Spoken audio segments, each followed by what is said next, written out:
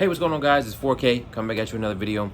This is one I felt like I had to make this one because I get so many emails about this. I get so many questions about it. I see it in the comments, and I'm really starting to believe that a lot of people out there that want these cars are either jumping the gun and they're not in the actual right position to get it, or in the good position to do it, or they're jumping the gun and they're not even getting the car that they want, just because they got to have it now. And I see that's the biggest problem, is that people got to have it now.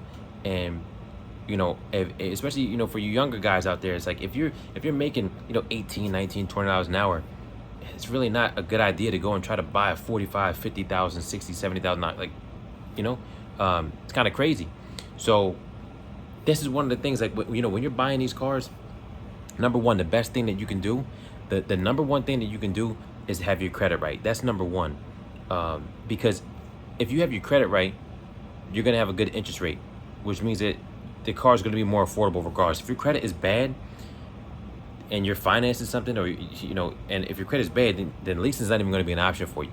So like when Dodge came out with this with that leasing plan years ago, that's how Talk Guy Car Reviews was able to get his Hellcat, because he was able to lease it. I think the lease plan was going for like $600 a month or something like that, something crazy, a real good deal. But you had to have A1 good tier 1 credit for it. And so if your credit's not really right, you really should kind of stay away from looking at these type of vehicles. Number one, they're really not economical as far as transportation is concerned, and number two, they're going to cost you as well. They're going to cost you in fuel. They're going to cost you in insurance. They're going to cost you in tires. Depending on how you drive, they might cost you in tickets with the police and maintenance, all this stuff that they're not practical cars for regular transportation. Obviously, I mean everybody knows that at this point.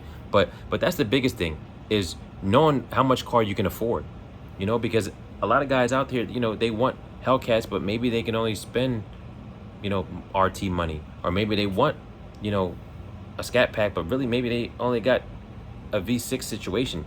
And, a lot of times I'm sure that there's a lot of people out here riding around these cars that bit off more than they can chew.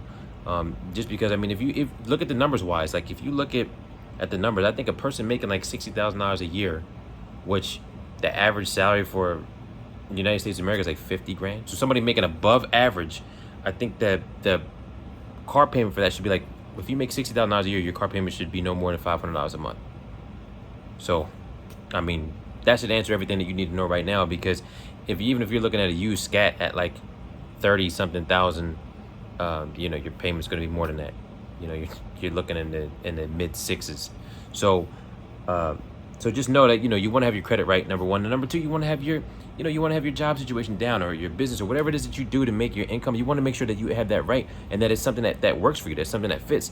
And another thing that I really want to say to the younger guys out here that really kind of want these cars or whatever, listen, if you're not in a position to get it now, that's okay, but don't do like what I did when I was younger.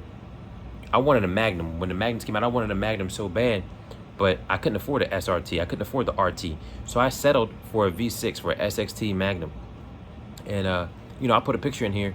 I put wheels on it. I put little Brembo cut. All this weird stuff I put on there. But every time I was pulled up at the light and a RT pulled up or a SRT pulled up next to me, I'm like, man, because that's what I really wanted.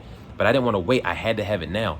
And there's nothing wrong. Listen, if you got to save your money for maybe a year, if you got to take 6 months and get your credit right, then that's what you got to do. But you'll be able to get what you want. The number one thing I ask guys when they hit me up about a certain car, and if it's worth it or it makes sense, hey, is this the one you really want? Because there's no sense in paying all this money for something that you don't want, just because you're a little bit impatient. Like, no, get what you want. If that's what it is that you want, make sure that your situation is right. We'll do whatever whether it's this, you got to make more money, or you have to work on your credit and get that right. Do that, because it's going to make your life so much easier. And at the end of the day, when your credit is good, so many doors are going to open up for you, and it's going to make it a lot easier to get what you want. So I just wanted to make a quick video because I've been getting a lot of questions about this.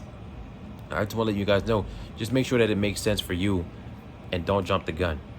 Make sure your credit's right, and definitely make sure you got enough money to get what you want. Jump down in the comment box, man. Let me know what you guys think about it. Let me know if you guys are in the market for one, if you bought one recently or you're about to buy one, and I'll catch you guys on the next one.